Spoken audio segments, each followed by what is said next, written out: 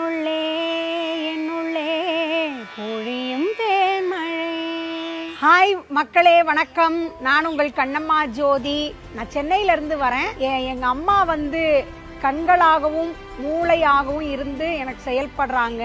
ஜோதிக்கு இசையை ஒரு மருந்து மாதிரி தான் எடுத்தேன், தெரப்பி மாதிரி. ஏன்னா குழந்தையா பிறந்த உடனே பார்வை இல்லைன்னு தெரிஞ்சிருச்சு. காதுல தோடு போட்டுருக்கு, காலையில் போட்டுருக்கு, மோதிரம் எல்லாம் போட்டு அழகா இருக்கு. அழகா இருக்கீங்க தங்க பொண்ணு.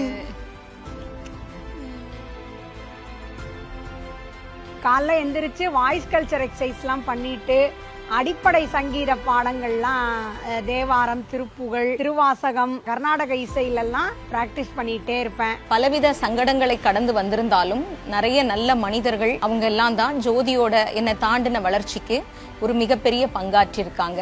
பாடறியேன், படிப்பறியேன், பள்ளிக்கூடம் தானறியேன், ஏடறியேன், எழுத்தறியேன், எழுத்துவன் நான் அறியேன். என்னுடைய கனவு நான் நம்பிக்கையும் சந்தோஷத்தையும் இசை மூலமா உலகமெங்கும் கொண்டு தரணும்னு எனக்கு ரொம்ப நாளா ஆசை.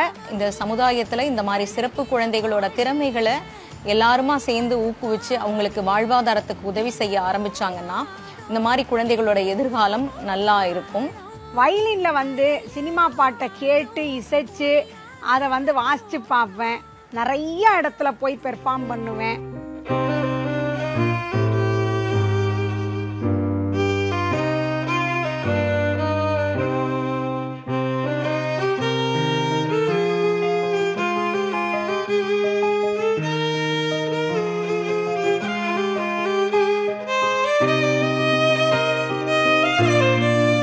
தேசிய விருது, ரோல் மாடல் மல்டிபிள் டிசேபிலிட்டியில் ஜனாதிபதி கையால், ராம்நாத் கோவிந்த் சார் கையால் டிசம்பர் 3 உலக மாற்றுத்திறனாளிகள் தினம் 2021ஆம் ஆண்டில் வாங்கியிருக்கேங்க. இந்த மாதிரி சிறப்பு பெற்றோர்கள் வாழ்க்கையில் எந்த நிலையிலும் கவலைப்படாதீங்க. உங்கள் குழந்தைகளை திறமையை கண்டுபிடிச்சு தொடர்ந்து அதில் நீங்கள் பயணப்பட்டீங்கன்னா இந்த குழந்தைகள் மிகப்பெரிய சாதனைகளை அடைவாங்க.